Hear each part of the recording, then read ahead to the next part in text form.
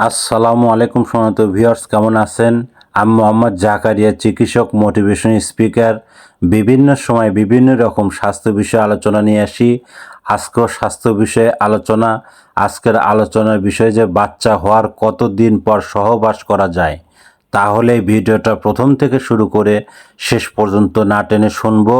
প্রথমে একটি লাইক দিব, সাবস্ক্রাইব করব, নোটিফিকেশন অন করব, পেজে ফলো দিব। তাহলে স্বাস্থ্য সম্পর্কে নোটিফিকেশন পৌঁছে যাবে। তাহলে বন্ধুরা মনোযোগ দিয়ে শুনুন। বাচ্চা হওয়ার কতদিন পর সহবাস করা যায়? নর্মাল ডেলিভারি সাধারণত 6 সপ্তাহ পর সহবাস করা যায়। এই সময়ে জরায়ু ও যোনি ভালোভাবে সেরে ওঠে। সিজার ডেলিভারি প্রায় 6 থেকে 8 সপ্তাহ এবং কাটার জায়গা শুকাতে এবং শরীর স্বাভাবিক হতে সময় লাগে। সতর্কতা: রক্তপাত এবং ব্যথা, অস্বস্তি থাকলে সহবাস করবেন না। প্রথমবারে আগে ডাক্তারের পরামর্শ নেবেন।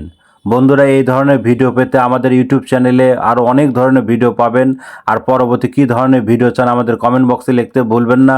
আমাদের বিরাজ মেডিকেল স্টোর 100 বছরের যে কোনো ধরনের গোপন অসুখ বিসুখ আপনি চলে আসবেন। তো বন্ধুরা, এতক্ষণ মনোযোগ সহকারে দেখার জন্য সবাইকে থ্যাংক ইউ, সবাইকে ধন্যবাদ।